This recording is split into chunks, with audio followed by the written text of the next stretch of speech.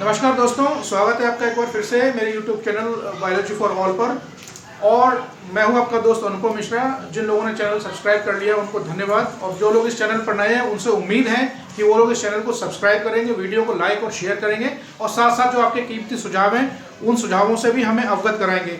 जैसा कि हम आप जानते हैं, इस चैनल के माध्यम से मैं बायोलॉजी और इंग्लिश दो सब्जेक्ट कवर करने की कोशिश कर रहा हूँ। तो अभी जो वीडियोज़ आप यूट्यूब पर लगातार देख रहे हैं वो सारे के सारे इंग्लिश ग्रामर के वीडियोस हैं। तो उसी क्रम में आज मैं जो आपके लिए टॉपिक लेकर आया हूं वो है common errors in a sentence. Common errors in a sentence, when we write a sentence there are some mistakes that we make while writing a sentence. So it is imperative and it is important that you know where the error lies and you know how to correct it and how to rectify this mistake. तो अभी जो topic है, जो sentences मैं आपके लिए आज लेकर आया हूँ, जो सेंटेंसेस मैंने आपके लिए आज पिकअप किए हैं, उनमें मोस्टली जो एरर्स हैं वो एरर्स किसकी हैं? प्रीपोजिशन की एरर्स हैं। प्रीपोजिशन पर ऑलरेडी मैंने एक डिटेल में वीडियो बनाया हुआ है, यूट्यूब पर अपलोडेड है, और आप चाहें तो उस वीडियो को सर्च करके यूट्यूब पर मेरे चैनल पर देख सकते हैं। तो so today's topic is common errors in a sentence. Like I said, this topic is devoted or dedicated to prepositions only. So every sentence that I've written on the board has an error in preposition, and like I said, I've already uploaded a video on YouTube which covers all the important things in preposition topics. So if you want, you can go through it, watch it as many times as you want, and if you have any doubts or any questions, you can comment. So let's begin. Read the first sentence. It is 2 o'clock in my watch. It is 2 o'clock in my watch. मेरी घड़ी में 2 बजे। देखिए, सामान्यतः अभी हम general भी ऐसी बातें करते हैं कि जैसे हिंदी में पूछते हैं कि क्या टाइम हो रहा है, तो आप बोलते हैं कि मेरी घड़ी में 2 बजे हैं, या फिर 2 बजे हैं, कुछ भी बोल सकते हैं। तो अगर आप ऐसा बोलते हैं मेरी घड़ी में 2 बजे हैं, now I ask you how would you translate मेरी घड़ी में 2 बजे, how would you translate that from Hindi to English? कि आप उसकी हिंदी से इंग्लिश कैसे बनाओगे? अगर बात करें कि वर्ड टू वर्ड उसका ट्रांसलेशन करें तो इट विल बी रॉन्ग। मेरी घड़ी में 2 बजे, it is 2 o'clock in my watch. अगर वर्ड टू वर्ड ट्रांसलेशन करें तो यही बनता है, but grammatically it is incorrect. क्यों है? It is 2 o'clock in my watch, जैसा कि मैंने बोला, this all sentences, every sentence has an error and that error is of preposition only. केवल प्रीपोजिशन की इसमें गलती है। तो इसमें प्रीपोजिशन कहाँ है? इन। अब आप पूछेंगे इसमें गलत क्या है भाई? हिंदी में तो मतलब यही हुआ कि मेरी घड़ी में 2 बजे। देखिए, time is an inanimate object. समय एक इनएनिमेट ऑब्जेक्ट है, अदृश्य चीज, इसको हम देख नहीं सकते, ठीक है। और समय कभी घड़ी के अंदर नहीं होता है, टाइम कभी घड़ी के अंदर नहीं होता है, ठीक है। तो it is 2 o'clock in my watch. समय जो पूछा गया वो आपकी घड़ी के अंदर नहीं है। घड़ी is just an instrument which helps you to know the time of the day. घड़ी एक सिर्फ इंस्ट्रूमेंट है जो समय बताने में आपकी हेल्प करती है। तो यह ऐसा कहें, इतना डिटेल में आपको पहला सेंटेंस इसलिए समझा रहा हूँ ताकि आपको आगे भी समझ में आए कि इसको आइडेंटिफाई कैसे करना है। तो घड़ी is just an instrument which helps you to know the time of the day. तो टाइम जो है घड़ी के अंदर नहीं होता, टाइम जो है घड़ी के द्वारा बताया जाता है। और जैसा कि I already indicated the error is of preposition. So अगर यहाँ पर इन नहीं है, टाइम घड़ी में नहीं है, टाइम आपकी घड़ी के द्वारा बताया गया है, तो यहाँ पर सही प्रीपोजिशन क्या आएगी? सही प्रीपोजिशन आएगी it is 2 o'clock bye my watch.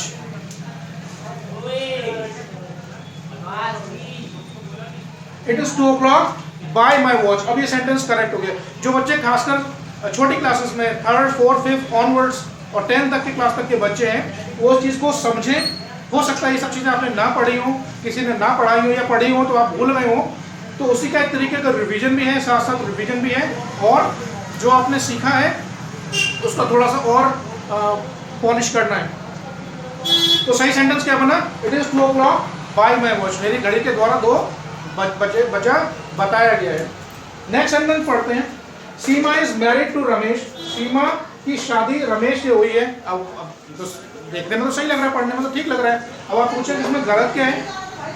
गलत ये है जब किसी फीमेल का नाम पहले आए और मेल का नाम बाद में आए, यानी किसी लड़की की शादी लड़के से होना सेंटेंस में दिखाया जाए और वर्ड मैरिड लगा हो, तो उसके साथ बात टू नहीं आता, उसके साथ बात विद आता है। क्या आता है? विद आएगा, ठीक है। तो यहाँ पर गलत क्या है? टू गलत है। सीमा इज मैरिड टू रमेश नहीं होगा, सीमा इज मैरिड विद रमेश। अब इसके पीछे लॉजिक क्या है? लॉजिक ऐसे समझ लीजिए, सामान्यतः होता तो यही है कि शादी के बाद लड़की जो है अपने हस्बैंड के साथ रहती है, उसके साथ उसकी शादी हुई और वो उसके साथ ही रहती है, तो शायद हो सकता है ये लॉजिक यूज किया गया हो। तो सीमा इज मैरिड विद रमेश, ये सेंटेंस ग्रामेटिकली अब करेक्ट हो गया है। अब सेम सेंटेंस को मैंने चेंज कर दिया है, इसको इधर कर दिया है और इसको इधर, रमेश को इधर कर दिया, सीमा को इधर कर दिया। अब इस सेंटेंस थर्ड वाले में क्या है कि रमेश की शादी सीमा से हुई है, रमेश इज मैरिड विद सीमा।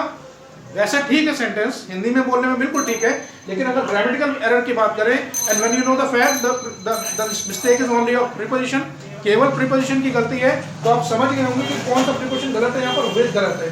तो यहाँ पर अब क्या आएगा, विद की जगह टू आएगा। रमेश इज मैरिड टू सीमा। ये ब्लू से मैं इसलिए लिख रहा हूँ उसको हाईलाइट करने के लिए। आई होप आपको ये तीन सेंटेंसेस समझ में आ गए होंगे। It is 2 o'clock in my watch नहीं होगा, it is 2 o'clock bye my watch. अगर लेडी का नाम पहले है और फीमेल का नाम पहले, मेल का नाम बाद में, तो याद कर लीजिए प्रीपोजिशन मैरिड के बाद विद आएगा। अगर मेल का नाम पहले, लड़के का नाम पहले, लड़की का नाम बाद में है, तो प्रीपोजिशन विद नहीं आएगा, टू आएगा। थर्ड सेंटेंस, फोर्थ सेंटेंस पढ़ते हैं। He is applying to the post of a teacher, वो एक टीचर की पोस्ट के लिए अप्लाई कर रहा है। He is applying to the post of a teacher। अब इसमें गलत क्या है? What is wrong in it? Like I said, you have to first identify a preposition। पहले तो उसमें preposition आपको देखनी है, फिर उस preposition को replace करना है सही preposition से। He is applying, देखिए apply के बाद हमेशा for आता है। I am applying for the post of a principal, I am applying for the post of a teacher, he is applying for the post of a peon। जैसी जिसकी योग्यता है, या सेंटेंस को हाइपोथेटिकली आप कुछ भी बना सकते हैं। तो what is wrong in this sentence? He is applying to the post of a teacher. गलती है टू में, जैसा कि लाइक आई सेड कि अप्लाई के बाद टू नहीं आता है, अप्लाई के बाद हमेशा फॉर आता है। तो यहां पर गलत क्या है? What is wrong? Apply for the post. He is applying for the post of a teacher. Correct? Now let us move and read the fifth sentence. Suresh has invited me to the lunch। Suresh ने मुझे lunch के लिए invite किया है। Suresh has invited me to the lunch। Hindi में अगर बोलें सुरेश ने मुझे लंच पर इनवाइट किया है या लंच के लिए इनवाइट किया है, तो अगर आप के लिए बोलेंगे तो ज़्यादा सही रहेगा। और जैसे कि प्रीपोजिशन में आप जानते हैं कि के लिए के जो वर्ड जो इंग्लिश में आता है वो आता है फॉर। तो Suresh has invited me to the lunch या फिर Suresh has invited me for the lunch. इसमें रॉन्ग क्या है? टू नहीं आएगा, यहां पर क्या आएगा? फॉर आएगा। देखिए नॉर्मली लंच, डिनर, ब्रेकफास्ट से पहले हम कोई आर्टिकल यूज नहीं करते हैं, द यूज नहीं करते हैं। Since we are talking about specific day पर, कोई स्पेसिफिक टाइम पर उसने लंच के लिए इनवाइट किया होगा, तो इसलिए हमने इसके लिए आगे आर्टिकल द लगा दिया, अदरवाइज हम यूज नहीं करते। We never say the lunch, we say lunch, we are going for lunch. Okay, तो Suresh has invited me to the lunch नहीं, Suresh has invited me for the lunch. I hope यहां तक आपको क्लियर हो गया होगा, सभी बच्चे इसको ध्यान से समझें। Next, drinking is injurious for health. ये तो सेंटेंस आपने कई बार पढ़ा होगा, कई जगह लिखा भी देखा होगा, ये वार्निंग कई बार कई चीजों पर होती है। Drinking is injurious to health, drink करना स्वास्थ्य के लिए हानिकारक है। यहाँ पर जैसा कि मैंने बताया कि गलती प्रीपोजिशन की है, the only preposition which is used in this sentence is for, और मैंने ऑलरेडी इंडिकेट कर दिया ये प्रीपोजिशन गलत है। तो अगर ये गलत है तो फिर सही क्या है? ड्रिंकिंग इज इंजूरियस के बाद हमेशा टू आता है। क्या आता है? टू आता है। तो drinking is injurious for health नहीं, drinking is injurious to the health. Drinking is injurious to health या टू द हेल्थ। यहां तक क्लियर है? Let's move on. Sentence number 7, the exam begins. Exams, अगर इसको एग्जाम्स लिखोगे तो यहाँ बिगिन आएगा। परीक्षाएं बोलो या परीक्षा बोलो, तो मैंने यहाँ पर एग्जाम प्लूरल कर दिया है। The exams begin from Monday. इसका मतलब यह है कि एग्जाम मंडे से शुरू होगा, एग्जाम्स मंडे से शुरू होगा। अब आप पूछेंगे इसमें गलत क्या है? मेरा एग्जाम मंडे से शुरू हो रहा है, तो उसमें गलत क्या है? उसमें गलत ये है, अगर आप हिंदी में बोलते हैं कि मेरा एग्जाम मंडे में से शुरू हो रहा है, तो इसका इंडिकेशन ये बनता है कि एग्जाम मंडे से शुरू होगा, मंडे से शुरू हो रहा है तो इसका मतलब ये एग्जाम अगले दिन से शुरू होगा, मंडे से शुरू नहीं होगा। अगर आप स्पेसिफिकली ये बोलना चाहते हैं कि एग्जाम मंडे को ही शुरू होगा, मंडे को ही शुरू होगा, तो यहाँ पर फ्रॉम नहीं आएगा, यहाँ पर क्या आएगा, the exam begins on, the exams begin on Monday, from नहीं ऑन आएगा।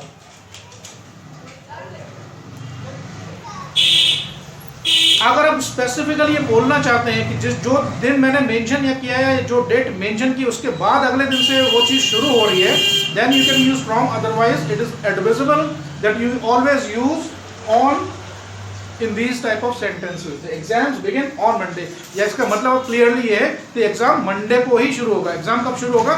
मंडे को शुरू होगा। क्लियर कट इंडिकेशन है, क्लियर कट इंफॉर्मेशन है, कोई भी कंफ्यूजन नहीं होगा।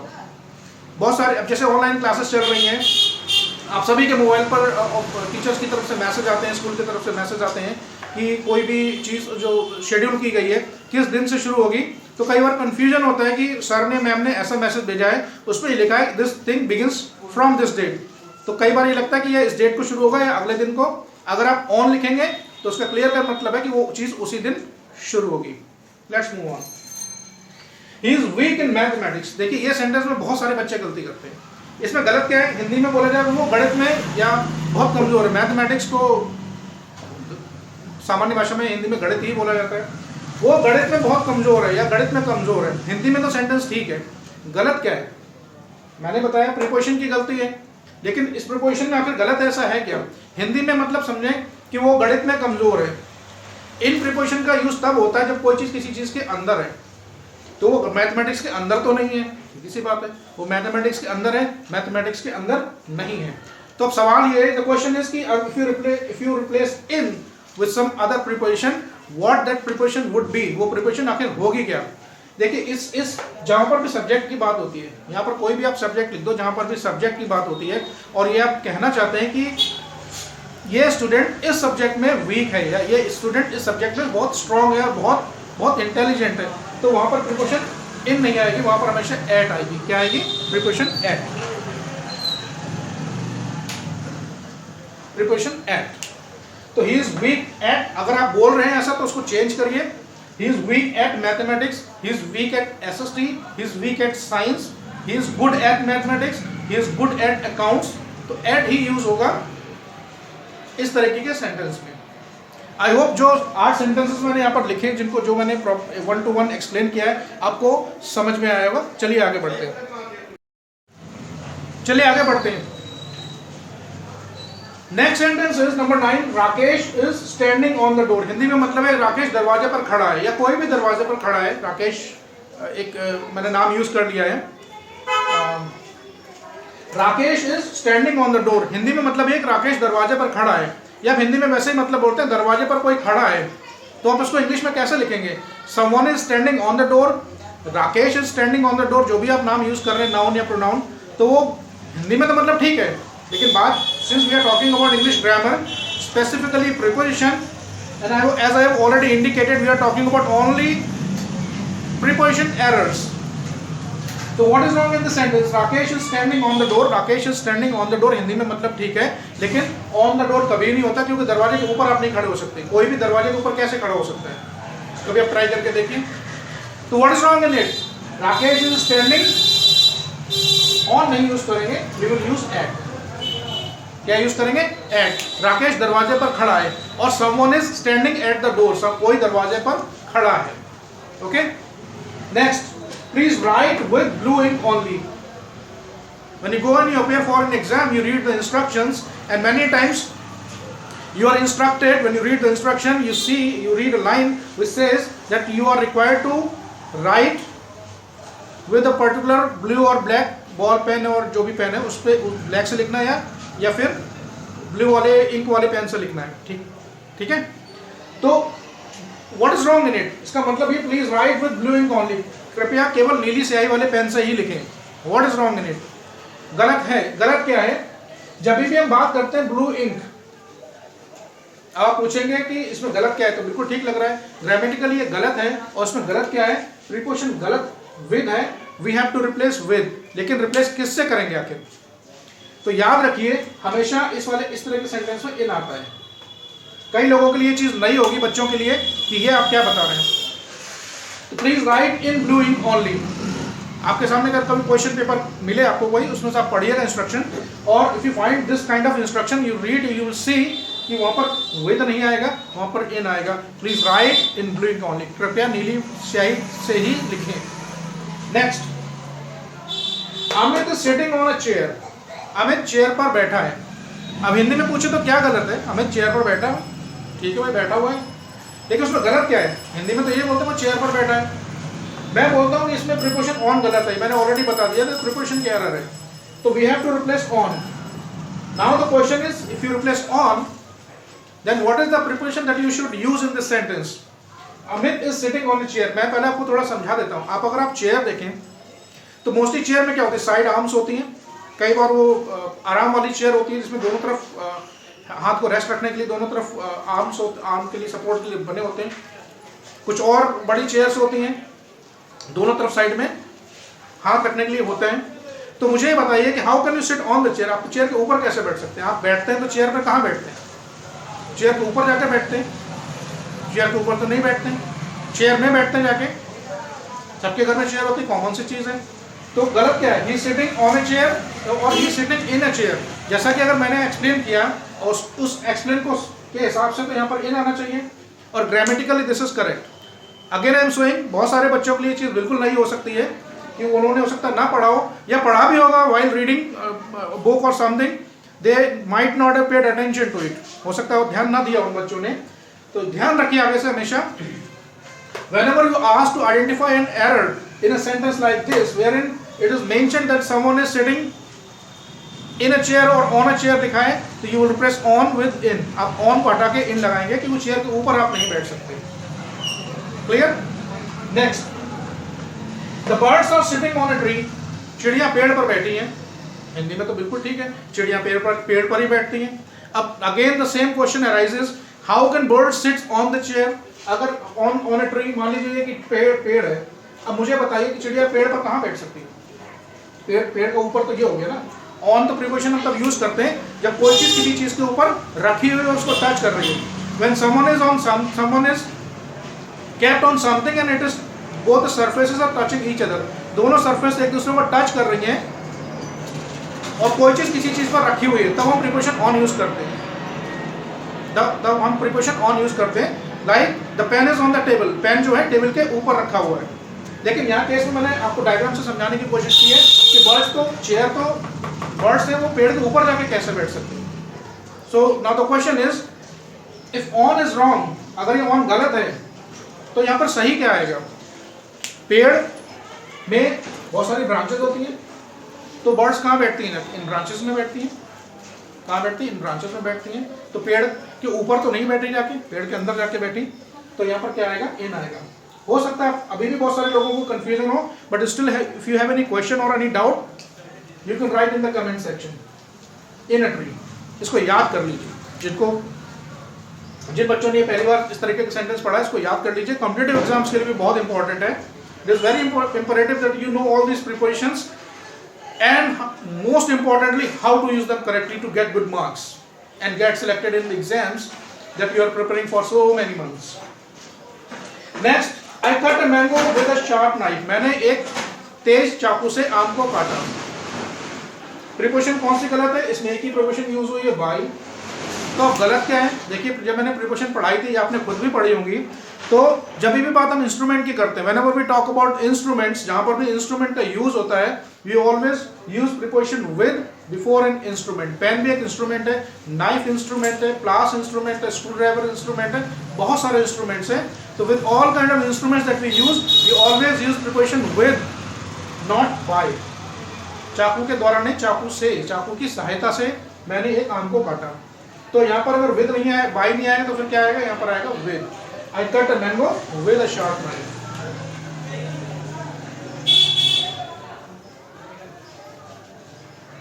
I hope आपको ये क्लियर होगा या आपको समझ में आ रहा होगा।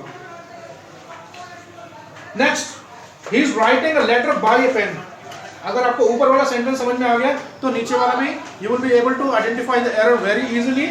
Pen is an instrument and like I said a while ago that whenever we talk about an instrument, we do not use preposition by, we always use preposition with. तो यहाँ पर गलती क्या है?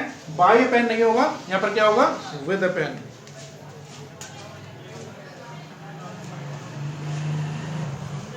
Now the correct sentence is, he is writing a letter with a pen, not by a pen.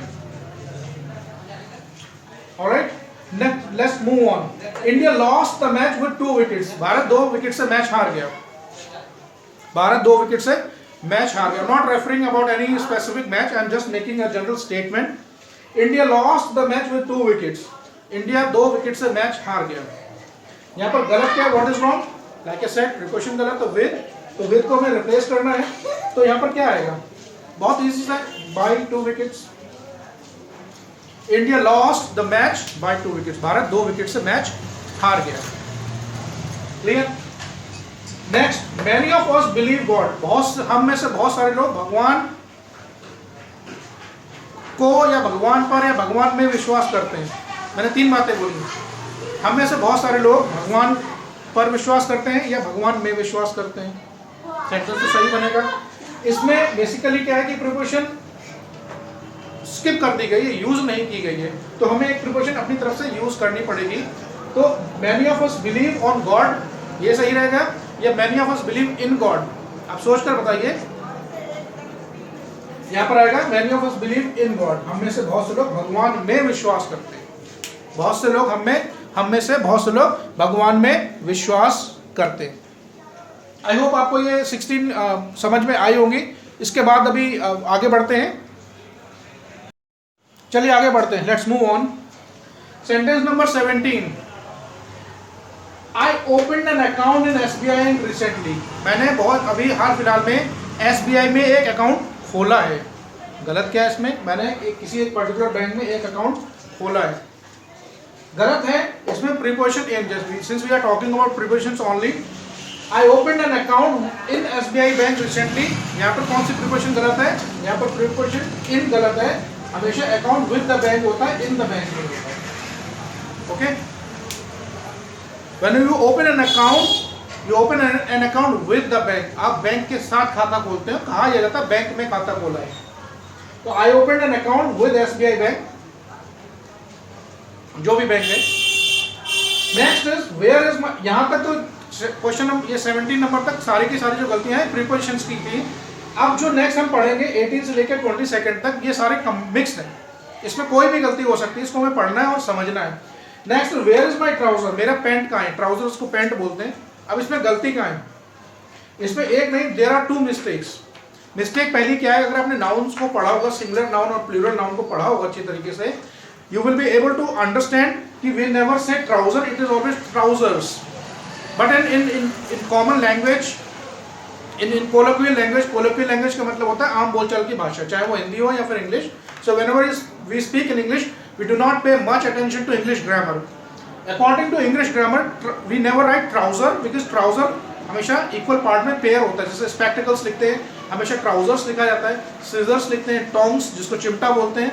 तो जो भी चीज़ pair से बनी है, they are always written in plural. तो पहला तो मिस्टेक ये है कि trouser नहीं होता, trousers होता है. तो उसको पहले तो trousers करेंगे हम, यानी कि पूरा सेंटेंस हमें चेंज करना पड़ेगा. नाउ trousers plural हो गया तो यहाँ पर is नहीं आएगा, यहाँ पर क्या आएगा? are आएगा.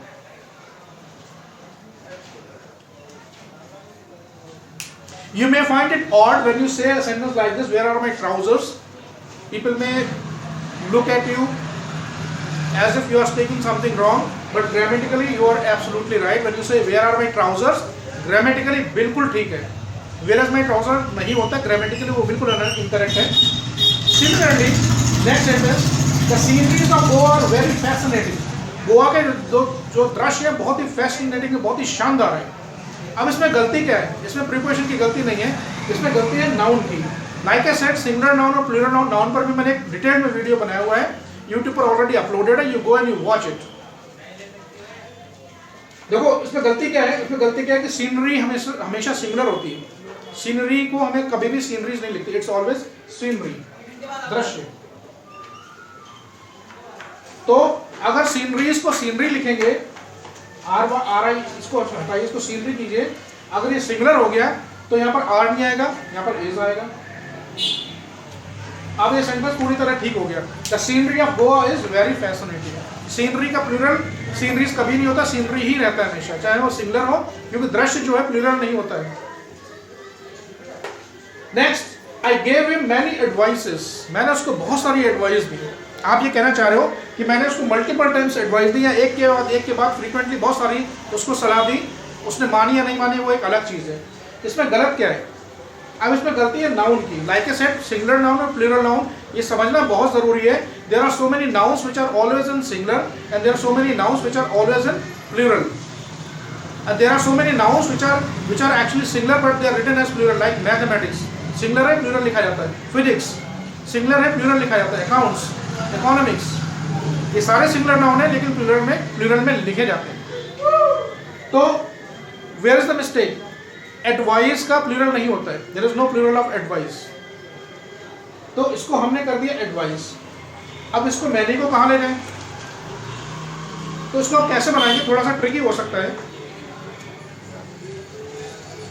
आई gave him many pieces of advice.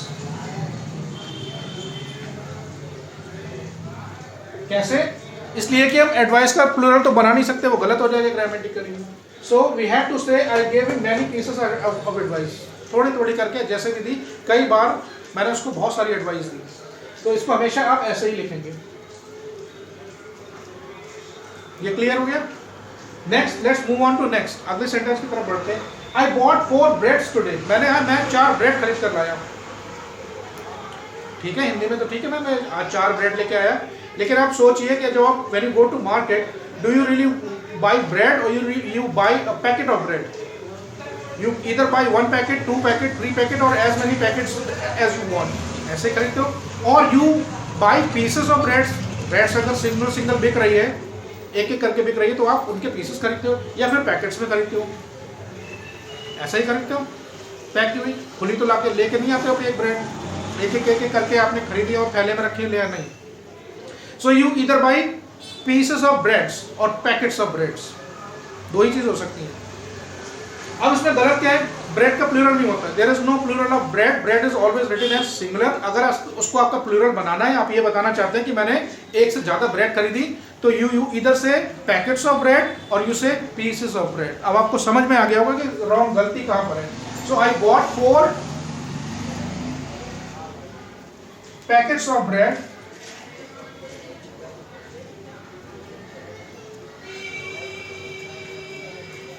today. Like I said, we cannot make plural of bread. bread को प्लूरल में नहीं लिखते हैं। राइस का प्लूरल नहीं होता है, पेट्रोल का प्लूरल नहीं होता है, मशीनरी का प्लूरल नहीं होता है, सीनरी का प्लूरल नहीं है, एडवाइस का प्लूरल नहीं है, इंफॉर्मेशन का प्लूरल नहीं होता है। उसी तरीके से ब्रेड का प्लूरल नहीं है। फ्लावर उसको बोलते हैं आटा, उसका प्लूरल नहीं बनता है। तो अगर मैं तो सेंटेंस है सही क्या बना? I bought 4 packets of bread today और I bought 4 pieces of bread today. Breads नहीं। क्लियर? आई होप यहाँ तक समझ में आया होगा। नेक्स्ट बढ़ते हैं। ये भी थोड़ा सा ट्रिकी है, बच्चों को समझ में नहीं आता अक्सर। इसको आप याद कर लीजिए, ये रूल को आप याद कर लीजिए, दिमाग में बैठा लीजिए कि ये रूल यही है और ये ऐसे ही यूज होता है। जब भी हम कंपैरिजन करते हैं, when we are comparing 2 things, हमें दो में से एक चीज को चूज करना है कंपेयर करके, तो मोस्टली हम देन लगाते हैं। That this boy is more intelligent than the other boy. ये लड़का उस दूसरे लड़के से ज्यादा इंटेलिजेंट है। और this boy is taller than the other boy. ये लड़का उस दूसरे लड़के से ज्यादा लंबा है। ये हम तुलना कर रहे हैं। लेकिन whenever we use word prefer, जहां पर भी word prefer आता है, आप पूछिए prefer और like में क्या फर्क है? like होता है पसंद करना, अच्छा लगना, और prefer का मतलब होता है ज्यादा like करना, ज्यादा पसंद करना। मतलब ये आप कहना चाह रहे हो कि मुझे भाई चाय से ज्यादा दूध ज्यादा अच्छा लगता है, चाय से दूध ज्यादा अच्छा लगता है, आप ये कहना चाह रहे हो। तो वर्ड यहाँ पर प्रेफर यूज करेंगे और प्रेफर के बाद हमेशा देन नहीं आता है, टू आता है। इसको आप याद कर लीजिए। प्रेफर के बाद हमेशा प्रीपोजिशन टू ही आता है। इसको याद कर लीजिए कि जहां पर वर्ड प्रेफर आएगा उसके बाद आप टू ही लगाएंगे, देन नहीं लगाएंगे। प्रेफर के बाद you will not use then, you will use to। Prefer के बाद टू ही आता है, यही कॉम्बिनेशन है, इसको याद कर लीजिए। तो I prefer tea to coffee. सुनने में बड़ा ऑड सा अटपटा सा लग सकता है, लेकिन ग्रामेटिकली यही ठीक है। तो छोटे बच्चे खासकर जो ग्रामर पढ़ना भी सीखना शुरू कर रहे हैं उनके लिए बहुत इंपॉर्टेंट है। आई होप कि आप वीडियोस मेरे देखते होंगे।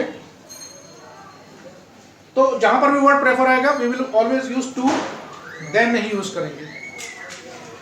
नेक्स्ट बढ़ते हैं, ये भी इसी तरीके का है, थोड़ा सा नया हो सकता है आपके लिए जो फर्स्ट टाइम इन सब चीजों को पढ़ रहे हैं। Alok is junior than me in the office. आलोक ऑफिस में मुझसे जूनियर है। जूनियर किसमें? टाइटल में जूनियर हो सकता है, मेरी पोजीशन से जूनियर हो सकता है, या नंबर ऑफ उसका एक्सपीरियंस मेरे से कम है, इस मामले में जूनियर हो सकता है, कैसे भी जूनियर हो सकता है। अब आप पूछेंगे इसमें गलत क्या है? इसमें गलत ये है कि यहाँ पर प्रीपोजिशन देन नहीं आएगा, यहाँ पर प्रीपोजिशन टू आएगा। तो मैंने आपको दो नई चीजें बताई। अगर वर्ड प्रेफर है तो टू आएगा, जूनियर है तो देन नहीं आएगा, टू आएगा।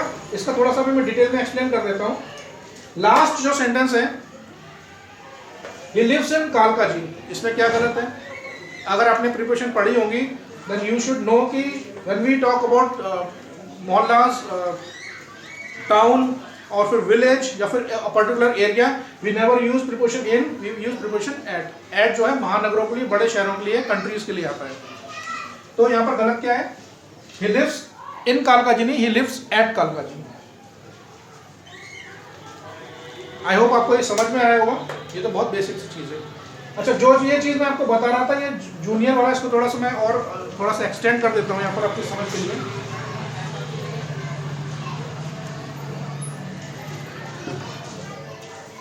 I will write a few words on the board. Junior, senior, superior, inferior, prior, interior, exterior,